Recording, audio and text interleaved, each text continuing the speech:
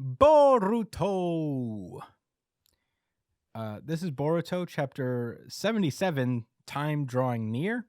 Last we left off, we've been dealing with this whole Ada situation. Ada has defected over to the side of Konoha, and they basically had her on lockdown with the only two people not really affected by her charm abilities that make everybody fall in love with her, which is Kawaki and Boruto, mostly because they have the Otsutsuki within them, and those powers don't affect Otsutsuki members. But we are now recently learning that Sarada and the Science Girl are not affected by it either, but they are acting like they are so that they can gain Sarada Ada's trust, and she just doesn't know that there's people that she can't affect even if they're not Otsutsuki. So that's pretty cool. She should be able to see that, but whatever.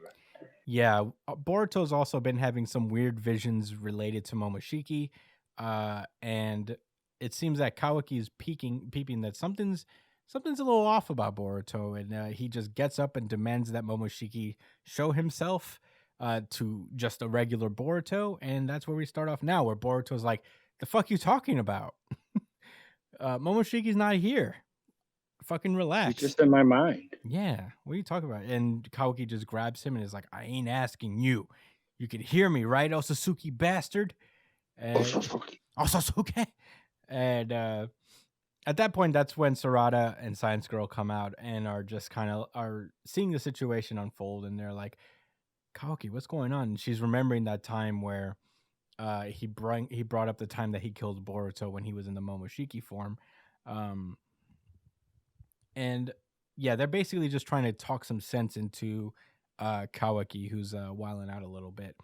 And Kawaki's just like, "Shut up, you bystanders, shut up and listen."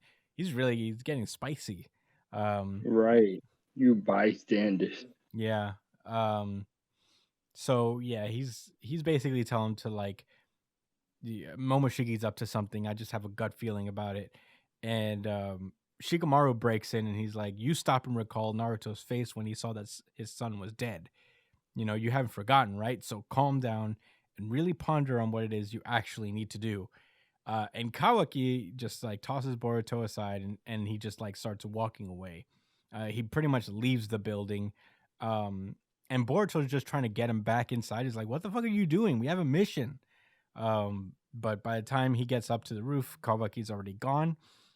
And yeah, they're all basically conferring onto what to do now. At that point, that's when Ada also leaves the room with Daemon in hand, and she basically decides to leave. She takes the girls with her, and at that point, Shikamaru's like, "Well, we can't stop her right now, so just let her do what she wants. We have to figure out what's going on with. Just don't take your eyes off of Ada. That's your assignment. She can walk around, but just keep tabs on her." And at the same time, we cut over to where Code is hiding out with his faithful companion Bug, and we see that he's been drinking because he's been surrounded by these creepy zombie things. Bug is just like, I just can't get comfy around these creepy soldiers of yours. And it turns out Code has been busy making these weird claw mark monsters out of his weird belt. Oh, they all have the belts on them. No, these are the monsters made out of the Tentails. Oh. Remember? So they don't have studded belts on them. Right. That's how he split them up. He split up the Tentails by using his belt to kind of split them up and make them become like individual beings. Oh, damn. That's so that is the belt attached to him. I actually don't remember that, but thanks for filling in the blanks, Brian. Those creatures have the belts on them. Look at the studs. Yeah, they got. Yeah, that's how he created them. That's how he made them how they are. So they are stud monsters. Yeah. Yes, they are. Belty stud monsters. Ferragamo monsters. Mm-hmm. So yeah, basically they're like, "Well, I have over 1,000 at this point, but and I'd love to attack Konoha with them, but Ada's there, so there'll be no element of surprise on that end. And as he says, Ada's already just telling Shikamaru about Code's weird claw grime monsters, which is a pretty gross way to describe your monsters. Grime. Yeah. It's like grease. They're greasy belt monsters. You didn't like that very much, huh? So Why does he look like Dracula now? because he's Edge, dude. He's a cool belt vampire guy. Is he? This Mhm. whole chapter was Edge. Yeah, he's got some nice clothes on him for being an android that was stowed away for so long. He's got like a little vest. Mm-hmm. Yeah. The fluffy, the blouse. The blouse. Yeah, I don't know what those are called. I know there's probably a name for them. Frilled blouse. I have no idea. Poofy blouse thing. It's very goofy. Yeah, so he looks like a goofy sitting there. a goofy. He has a belt lock. A belt lock? Yeah, like locks. Like yeah. dreadlocks. Yeah. No, that's how you keep it together with a full belt. We know they're not belts, by the way, for anybody who's new and watching Boruto. They're belts, bro. Premium leather. We went through this already. Y'all just not on. We know what we're talking about. You guys don't. Yeah, I mean, plain and simple. Yeah. So basically, Ada is telling him that these things are pieces of the 10 tails, so they're not weak. So you got to be prepared. These aren't just regular nameless fodder. So at that point, Ada's just like, "Hey, it's so cute," and she's just trying on clothes while this is happening. And meanwhile, Boruto's babysitting Daemon, and they're just like talking shit to each other. When Daemon just like suddenly stops and he springs into action, he runs outside and he sees Himawari. It's gonna take a little while to get used to her name, but Himawari is up there. Yeah, she's out there, and for some reason she's just walking around by herself. Yeah. Hey, I mean, Naruto was literally an orphan when he was younger than her, just walking around the city by himself. So, fair enough. I assume they trust Himawari to do what she's got to do as a. She's not that young, right? She's not that much younger than Boruto. I don't think she's like 5 years old. Yeah, she's probably maybe she's like 8. Yeah, 7 or 8. It's pretty young to be walking around still, the city by yourself. I mean, ninja times though. I guess. She'd probably beat all of us up. For sure. I mean, she knows the gentle fist. This little girl can make us cough up blood pretty easy. Does she know it? I don't know. I actually don't know about that. Brian, do you know if Himawari knows it? So I know it happened in the anime, but I don't think it happened in the manga. So I'm not sure if the anime, because the anime covers a lot of shit. Well, the anime came first, so I would imagine that the anime is also technically canon. I don't know. So I guess it's possible that she knows. Well, she knocked Naruto the fuck out. Oh yeah? One episode. Yeah. Well, that's cool. Anyway, Daemon approaches her. He's like, "Who are you?" And Himawari is just confused, like, "What?" At that point, Boruto tries to hold him back, and she's like, Are you shopping right now?" Boruto's like, "Are you shopping right now, Himawari?" He's like, "Yeah, I'm just out here, getting tea. You're on a mission, right?" And he's like, "Yeah." Anyway, I'm gonna pull this kid away from you, and Daemon just breaks free out of his grip, and he tries to attack Himawari, but he suddenly stops in the middle, he pulls back his fist immediately. At that point, Boruto holds him back again, takes the moment of hesitation. He's like, "Why didn't you dodge it? It should have been easy for the likes of you." And Boruto's like, "What are you talking about? My sister isn't even a shinobi or anything. She doesn't even know how to fight." Oh, well, I guess. I guess Cap. there you go. Didn't he beat you up? Did she beat you Anime's up, cap. Boruto? Yeah, I guess the anime's cap. No, so essentially, like Boruto even mentions it when she gets angry, she gets stronger or some shit. Oh, she's got a little Gohan situation in her. Female rage, you know? Yeah, there's something going on where when she activates her So Byakugan, surprised. she goes sicko mode. But yeah, she has something, but she's not really trained. Hmm. Okay. But yeah, he's like, for real?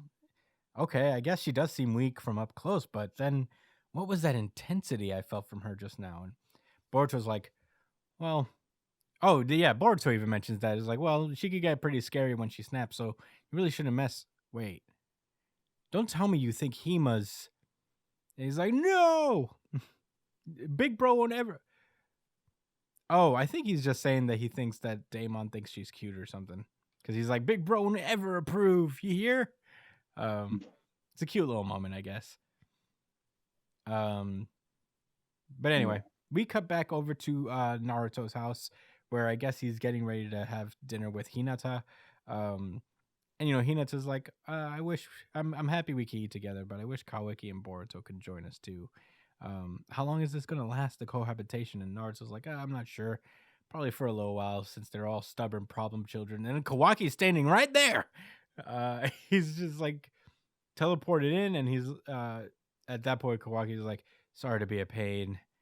And he sits down at the dinner table, and in a longer scene, I guess I'll summarize it just so I'm literally not reading it, but he's basically explaining to Naruto how much he really is grateful to him for saving his life, and treating him like family, even though he was just a bastard who was just a vessel. And all he can really think about is like how he would do anything to protect Naruto, but he realizes that they're not, like, he's not safe anymore. As long as Boruto has Momoshiki in them, Naruto isn't really safe. He's like, I really don't want you to die, so I'll destroy the Otsutsuki, every last one, using their powers to root them all out. And Naruto's like, every last one? And Every last every last one? one? And Kawaki's like, yeah, every single one. I came here to follow proper procedure because I shouldn't be murdering your son without telling you, basically. um, and Hinata's like, wait, what are you trying to say right now? And he turns over to Hinata. He's like, you know what my first thought when I found out Boruto was alive? That I'd failed to take him down. So, he's like, I felt so much guilt, and, it actually surprised me over having messed up. So this time I swear. And Hinata smacks the shit out of him. Should have used the gentle fist while she was at it. But yeah, basically it's like, you're insane. No decent human being would think that way. And he's like, I know it might seem that way to you. I mean, you're right. Only a crazy person would kill their brother. But I am thinking straight here. I already reached the conclusion that there's no other way to keep you guys safe, basically. And even if it means you'll hate me to death for it. And at that point, Naruto's just like, I'm not going to let you just kill my son. And he's like, too bad. Space portal. And he sends Hinata and Naruto away. And he says, once it's all done, you're welcome to kill me. And yeah, that's where the chapter ends. Wow. Whoo-wee. That's a lot to talk about this chapter. Josh, what did you think about Boruto chapter 77? He is vengeance. He is the night. Yeah. And I have to sneeze, so hold on. Yeah, it's a what? Oh, yes, a sneeze. Insert sneezing noises here. He is sneezing up a storm. Ooey. A chew. A chew. I guess in the meantime. Oh, I guess he's getting his shit together now. All right. Okay. So this was, I feel like I was saying something before, but scratch that. Man, Kawaki is truly doing the absolute most. he loves Naruto as a dad so much that he's willing to make him so unhappy just to protect him. I feel like it would make more sense to me if he was just like, look, I fucks with you and all that, but I must kill the Otsutsuki. That's just my goal. And his son's one of them. Yeah. I'm not gonna lie. This is implying like he's about to go out to Boruto right now and say, you know what? Time to kill you. I'm just not even gonna wait. I didn't like how you was talking to yourself in your head. My gut reaction told me you was talking to the Otsutsuki. And now you gotta die. He sounds unhinged and buck wild. Yeah, that's for sure. I would say Without he's a unhinged doubt. and buck wild. For sure. Aside from that, this is a cool chapter, I guess. It was funny seeing Ada just be like, you know what? I don't feel like sitting here anymore. This Yeah. plan isn't gonna work anymore. I'm Yeah. just gonna go outside and see how people feel about me. Yeah, do something. Yeah, she's gonna do some stuff. What you gonna do about it? Yeah. Oh, nothing. Hina smacked the shit out of Kawaki. Yeah. She didn't use Gentle Fist. She should have. Yeah. She should have severed all his chakra lines and been like, "You're not going no fucking where. You're not doing nothing. Listen, boy, I'll lock you but up." Kawaki's shit doesn't really revolve around chakras, so I feel like that would be useless. Yeah, I don't know how effective the Gentle Fist would actually be against Otsutsuki They use and chakra. Otsutsuki adjacent. They use people. chakra. No, their whole thing is about countering and absorbing chakra. Yeah, but like if she can hit his nodes before he notices, he won't be able to move. It'll block his chakra. That's true. I guess like he still has chakra within him, right? Like he can Plus, the Byakugan is a Otsutsuki skill anyway, so it That's could probably true. affect him. Yeah. Pretty cool. But because Hinata's lame via the author of the series, both of them, Yeah. both the former and current. Yeah. We're Kishimoto's not gonna writing see it again. that. So this is also him. I know. I think there is an opportunity for Naruto and Hinata to work together to get out of wherever Kawaki sent them. That might be cool. I'm not going front. That might be dope. I want to see her fight. I want to see her punch somebody and use Gentle Fist and stuff. I want to see her eyes get veiny and use her Byakugan and tell Naruto, listen, they're over there. They're over there. They're over I there. see them. I can see them 30 miles away. Well, what are we going to do? If he teleported them away, he probably teleported them to another dimension. Remember, they just do that. They just go to other dimensions and shit. I'm sure they'll find a way.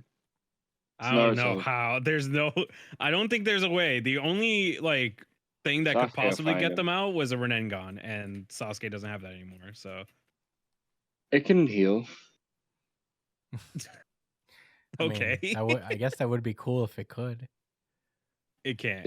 It can't heal. Eyeballs can't heal. No, they can't. Once it's gone, eyeballs it's gone. can't heal. I don't know. For sure. No, yeah, unless his other eye evolves. No, this is like one of the weakest parts of your body is your eyes. Like if you damage your eyes, it's like it doesn't heal as easy. Why do you think Danzo had to like fucking yoink them all? Yeah. Why do you think he had like eyes on his elbows or something? Because he uses the technique that forces them to be blind. He's like, these eyes are weak, so I have to have a lot of them. So if they die, these eyes get fucked up. I have like a bunch more on my, I don't know, my forearm. Because that's how eyes work. If Danzo happened within the last 2 years, that'd be the answer to my question. Spoilers ahead. Yeah. Yeah. Anyway, were those all your thoughts? I guess so. Brian, how did you feel about your favorite series? So I wasn't expecting Kawaki's like I don't know how to describe it. Like he's not really even a villain. I feel like his motives aren't even that crazy either. If we're really being honest, like Kawaki's this kind of makes sense for his character considering everything that he's been through. and it's still pretty much in line with how his character would act too. So it's actually pretty decent character writing, honestly. And I just wasn't expecting things to go down this way. Like we knew that Kawaki would be quote unquote evil at some point, but I didn't know that he would be evil for the sake of Naruto, or like an antagonist for the sake of Naruto. And his immense respect for Naruto, and like kind of shows that he knows his weaknesses too. And this is again going down the path of Naruto's goodness is probably one of his biggest weaknesses as well as his strengths, because that's going to end up getting him killed, and Kawaki knows that. Considering that the enemy is within his son, so he feels like he has to do the hard call and do what he needs to do to ensure Naruto's survival. Which is probably going to end up backfiring, of course. I feel like Naruto right now is in a pretty terrible position because, you know, Boruto, if Boruto lives, he dies. If Boruto dies, then Naruto's probably still going to die anyway. So it's a really tough situation. So I'm really interested to see how they kind of navigate this whole thing. Yeah. Same. Yeah. I wanted to finish a thought I had left over. Sorry, Brian, but That's I fine. looked up the definition for edgelord online, like on Google, and one of the first definitions that came up said edgelord, it's a noun, informal, a person who affects who affects with an A, not an E, a provocative or extreme persona, especially online, and then in brackets, typically used of a man. And then they have an example. Edgelords act like contrarians in the hope that everyone will admire them as rebels. Wait, so you're an edgelord? Oh man. That is a little edgelordy of you, Josh. You got a little edgelord in you. You are very contrarian. Well, I don't do it for the sake of people admiring me. That's for sure. I'm just but so you do. It does get really mad. It does get in. I'm just a hater. It does get in your craw that people like stuff sometimes. Mm-hmm. But I'm not doing it for attention. It genuinely perturbs me. That's fair. Hey, I mean, I'm not saying that you're an edgelord, but you got some tendencies in you about it. There's parts of it. We're not going to do this right now. It exists within you, like Otsutsuki's karma. What we are going to do is discuss this child Kawaki and his edge streak. He chose death immediately. No other way. Like, let's wait around to see. Let's kill the other Otsutsukis first. There are no other ones, right? No. Yeah, Boruto's the last one. Shit. All right, I get where he's coming from, but he needs to relax still. Yeah, he does. He has to have more hope and creativity. He has to think outside the box. Like, maybe we could get cool with the guy inside of Boruto's head. Maybe we can, make it so that he doesn't want to destroy this world and turn it into a chocolate fruit. Yeah. Naruto's done it before with a giant demon fox. Yeah. Why can't Boruto? See? Well, I know why. He's edge.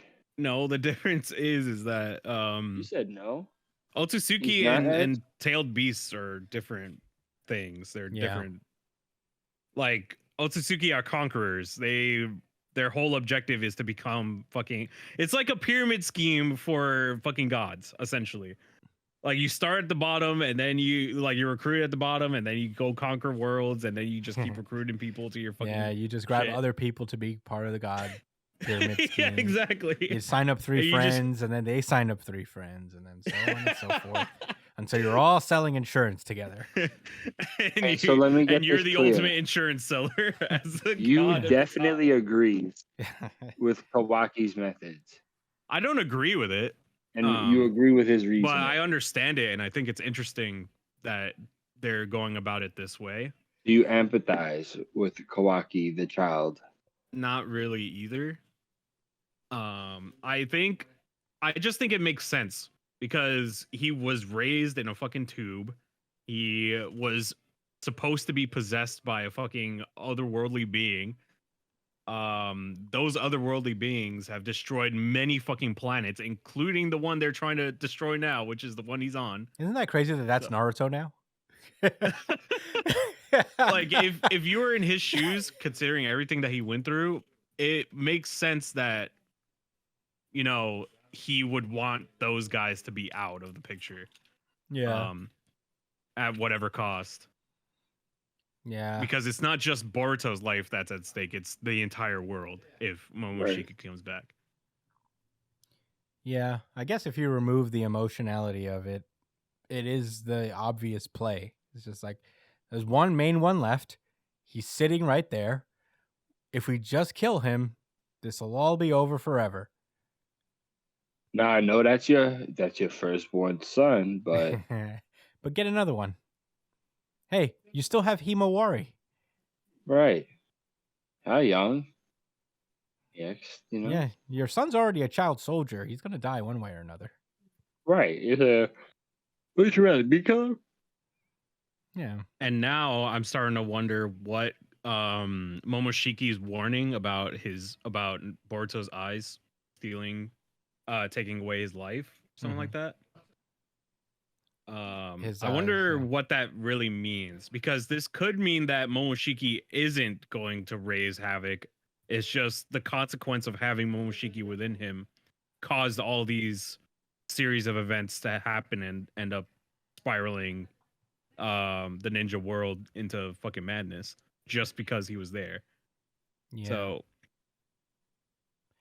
yeah, I think this, man, fuck, dude, I love the way Boruto is set up right now, man. I don't know, maybe I'm the only one, but I feel like the way that this series is being written right now, like, it sets up so much for the future and keeps you thinking, and it keeps you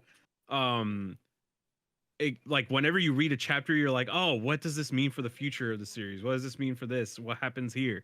Like, it just proposes a lot of interesting questions to the series. Like, there's so much in the air that you can't help but feel invested in it at this moment. Sure, it's not a perfect series. There's a lot of problems with it in some instances, but the overarching plot is pretty interesting to me. Like, I just really like the way that it's being written right now. I'm really interested to see what goes on next. Yeah. Yeah, I agree with you, Brian. I'm very like up and down with Boruto sometimes. But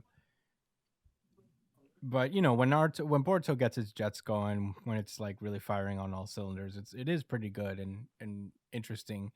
I love the little like foreshadowing with Himawari. I think they're implying that she's got a little Otsutsuki in her herself, in one way or another. Maybe she's more in tune to the Byakugan than Boruto is, and that's why Daemon is feeling something weird about him, because all the Otsutsuki, I guess, branch off from the Hyuga in a way.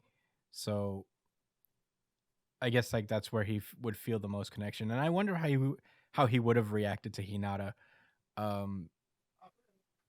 meeting her as the other Hyuga. Yeah, that would have been interesting. Yeah, Hinata was actually, if you guys watched the last, she was a big she was a big deal. She was a big deal for that movie, and also Otsutsuki were interested in her. So there is something about the Hyuga clan that could be further discovered. Yeah. Well, they hail from the Otsutsuki, so they descend directly from them. Yeah, I really like this chapter a lot. Yeah, I really like how it unfolded too. I think it makes sense for Kawaki's character. He's always been kind of like a more pragmatic guy.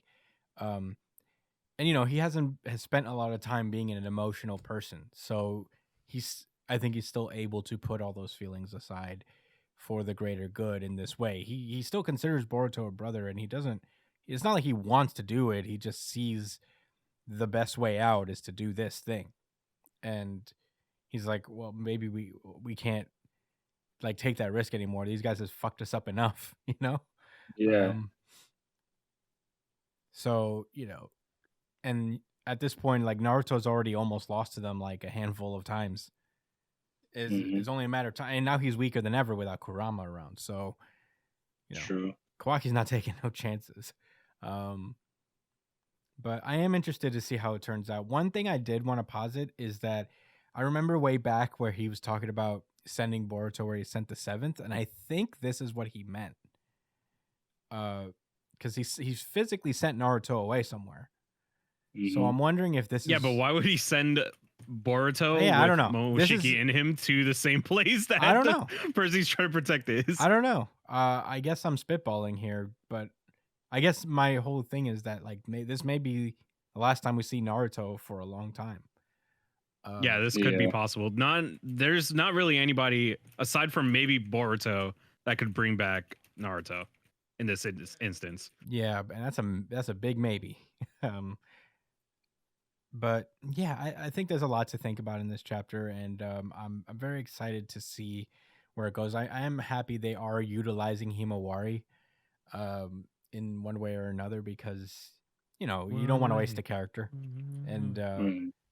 Himawari could be a pretty cool look into another like branching storyline that And could I be very hope to interesting. God that she is a well-written female character. She might be. I mean,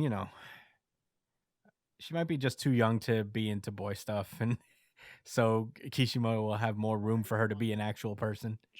Just have her be like an absolute fucking badass. Yeah. They're gonna shoehorn Like a a- romance between Diamond and her. It's not that I'm against that because I thought it was kind of cute. I was like, oh, wouldn't that be cute if Daimon had a little crush on Himawari and protected her and stuff? That'd be cute. But there is I guess the limit is that like it can't be what these characters are all about. There's nothing wrong with romance. It's just like so much of these female characters in Naruto are focused on like relationships with boys that it's detrimental. But there's nothing Yeah. wrong with it in and of itself if there's like romances around. That's just part of life. It is distracting if it's like all there is to a character. But yeah, that's all I gotta say about that. I really like this chapter of Boruto. When Boruto's good, it's pretty damn good. So I'm excited to see what happens next.